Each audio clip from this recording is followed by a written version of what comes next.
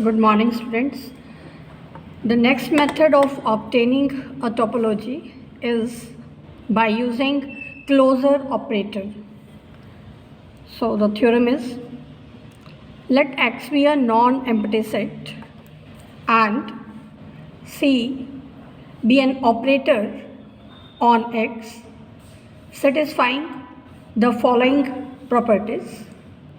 The first property is, for every subset A of X, A is contained in C of A. Second property, C of phi is equal to phi. Third property, C of A union B is equal to C of A union C of B. Here A and B are subsets of X. And the fourth property, C of A is equal to C of A. And this is true for every A subset of X.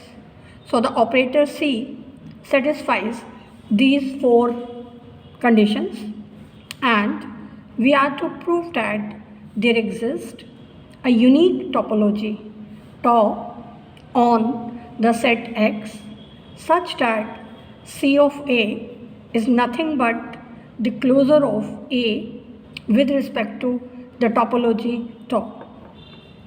So in order to prove this, first of all, let us prove the property which will be used later. For A and B subsets of X, if A is contained in B, then C of A is contained in C of B. So first of all, we prove this. Now, because A is contained in B, in this way, this is A, this is B, this is A is contained in B. So we can see A union B, that will be the set B. Now because A union B is same as B, taking C operator on both sides, so this will become C of A union B is equal to C of B.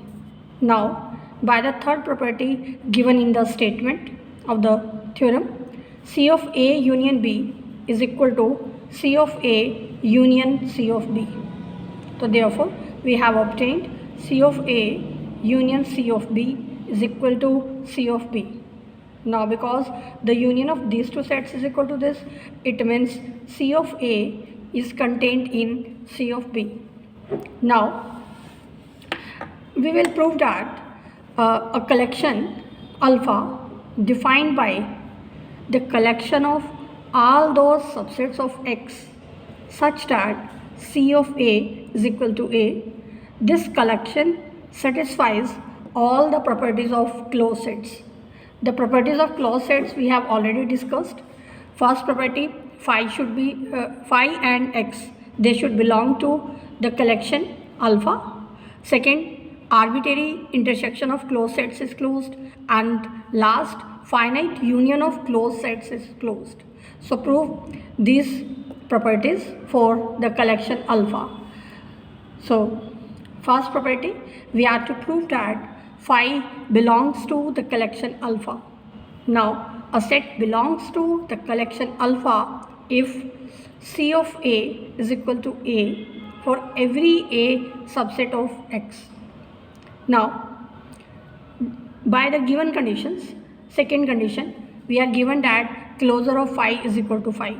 Now because this condition is satisfied and also phi is subset of X, therefore by definition phi belongs to the collection alpha.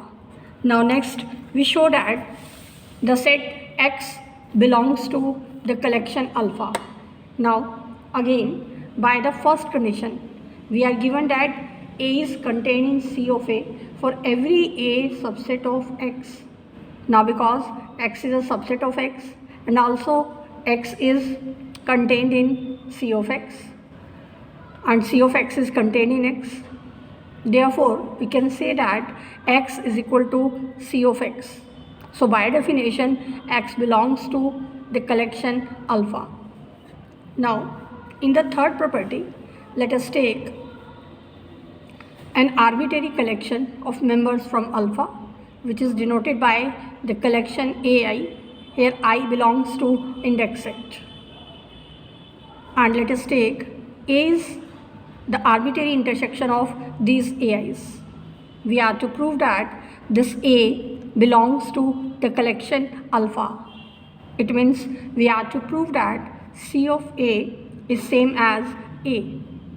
Now, we are given in the first condition that A is contained in C of A for every A subset of X.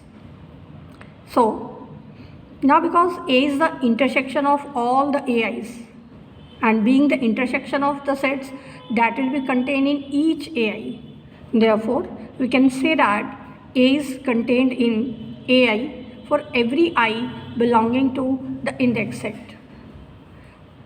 The value of A is intersection AI. It means intersection AI is contained in AI for every I belonging to the index set. And therefore, the property which we already proved, that if one set is contained in another, then C of that set is contained in C of another set. So, because A is contained in AI, so C of A will be contained in C of AI. And this is true for every I belonging to the index set. Now, because AI belongs to the collection alpha for every I belonging to the index set, so by definition of alpha, C of AI will be same as AI. And now we can combine the conditions. So from here we get C of A is contained in AI. If we combine these two, we get C of A is contained in AI for every I belonging to index set. And therefore we can say C of A is contained in their intersection also. And we have proved C of A is contained in A. Now C of A is contained in A, and also A is contained in C of A. Combining the two equations, we get C of A is same as A. So by definition, we can say that A belongs to the collection alpha. Now the last property of closed sets, that finite union of closed sets is again closed. So let us take two members A and B belonging to collection alpha. We have to prove that A union B belongs to alpha. Now let us find C of A union B. Now by the given third condition, C of A union B is equal to C of A union C of B. Now because A belongs to the collection alpha, so by definition of collection alpha, C of A will be same as A. And also B belongs to collection alpha, therefore C of B will be same as B. Now we can substitute these two values here. So we get C of A union B is same as A union B. And therefore by definition we can say that A union B belongs to the collection alpha. Thus we have proved that the collection alpha satisfies all the properties of closed sets. And we have already proved that the method of obtaining a topology by using closed sets. So by that we can say that there exists a unique topology tau on the set X such that this alpha is the collection of all tau closed sets. Now it remains to prove that C of A is equal to the closure of A with respect to topology tau. Here this A is subset of X. A bar denotes tau closure of A. Now in order to prove that C of A is equal to A closure, we are to prove that C of A is contained in A closure and A closure is contained in C of A. Now we already discussed every set is contained in its closure. So we can say A is contained in A closure, and therefore C of A will be contained in C of A closure. Now because closure is closed set in a topology, means we can say that A closure is tau closed, and therefore we have taken the collection of all the closed sets as alpha, so we can say A closure belongs to alpha. So by definition C of A closure will be same as A closure.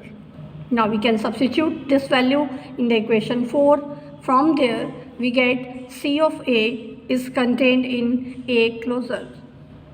Now to prove the converse, means we have to prove that A closure is contained in C of A. For this, let us use the first property. We are given that A is contained in C of A for every A subset of X, and therefore A closure will be contained in C of A whole closure. Now, in the given statement, by the fourth property, C of A is equal to C of A, and if C of any set is equal to the set itself, then that set belongs to the collection alpha.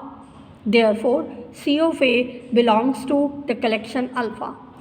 And by definition of collection alpha, C of A closure, because C of A is Stokes set, and therefore C of A whole closure is equal to C of A.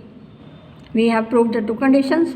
Now from here we have obtained A closure is contained in C of A, and therefore we have obtained from the equations 5 and equation 6, A closure is contained in C of A, C of A is contained in A closure, so A closure is equal to C of A. So this was one of the methods of obtaining a topology by using closure operator.